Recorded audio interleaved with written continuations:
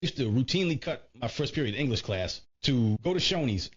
Number one, I'm still tripping, Danny, that you cut English to go to Shoney's. For those of you who know, you know. Shoney's buffet for breakfast is straight up fire. But to cut English, really, and then you have to find out what his teacher did when he found out that Danny was cutting. So if you're not already following Danny, follow Danny, it's fine. So I'll admit, when I'm thinking about my next novel that I'm actually going to start working on next week, that I have to kind of revamp and add, you don't really see the teacher dynamic or positive teacher dynamic until the second book, Retreat.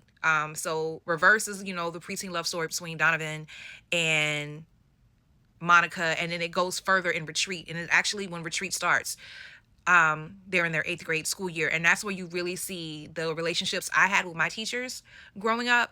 You have Mrs. Dyer, who's now Mrs. Coakley. She was one of my favorite teachers at Alice Drive. How she would look out for us, how not necessarily let us get in trouble and do things, but she wanted to do well in her class. Same thing for Coach Baker. I developed him as a character in that book because these are people who genuinely watched out for you and didn't want you to mess up in life. And I'll never forget, I cut class trying to impress a teacher. I know that makes no sense. So I remember Miss Dyer, God rest her soul, she's no longer with us. Miss Dyer was my biology teacher sophomore year at Sumter High. And I remember we had an exam. It was on, I think, like the bones, and you have to label the different bones on the skeleton. And I did not want to fail that test. So I purposely skipped school. We were at a time, by the time I went to high school, I went to school later. My mom taught middle school. My dad, because of the hours of his job, they left the house later, so I could skip if I really wanted to. And that particular day, I skipped school because I wanted to pass Miss Dyer's exam. So I stayed home and studied.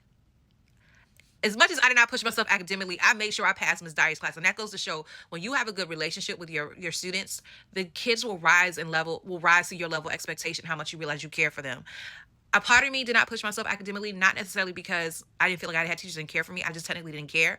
But teachers who poured a little bit more into me. I'm thinking about Miss Deaton, our Spanish teacher at Sumter High. There were certain teachers I worked harder for because there was a level of expectations that you wanted to rise to.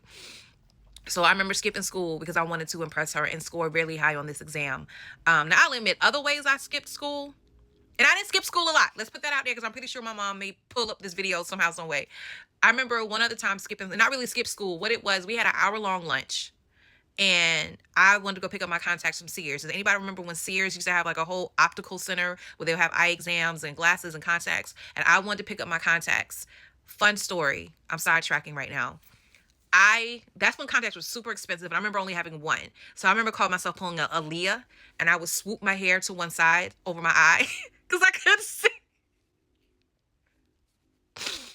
But I remember my mom, when I started working, was like, you gonna get these contacts, you gonna pay for them. So I paid for them. So I left school, ran late coming back. So I remember my journalism teacher, whenever I would do that, because sometimes I would leave campus and run late, she would give me a pass to class, so I'd be excused. There were a couple other times, I'll admit, I left school during lunch.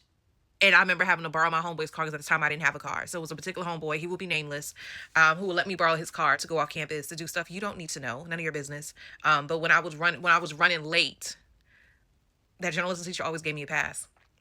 I did well in her class too. I'm not gonna lie. I ended up taking journalism 2 years in a row because she was just an awesome teacher. Granted, she let me get by with some things. So, but yeah. So I want to hear from y'all. Either where you could have got in trouble for something, but you didn't because the teacher looked out for you. And that actually happens in Retreat. Let's go back to Retreat, the book. Retreat, there's a particular scene where Donovan and Monica are back on again. And all these girls who've been gunning for Donovan are upset because they know that Donovan and Monica are the ultimate couple. And they want to fight about it. And Monica feels some type of way because it's like, all y'all supposed to be my homegirls. We've been chill, but because now that me and Donovan are back together, y'all got problems. So the lady who, I don't call her Miss Dyer in the book. I think I called her something else. I can't remember. I have to go back and reread it. But she was my Miss Dyer in 8th grade. And she actually has to have a meeting with these girls. Like, what is wrong with y'all?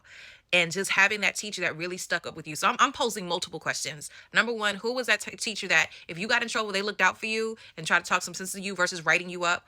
Or number two, what was the craziest and the corniest reason why you skipped class or skipped school, period? I want to hear.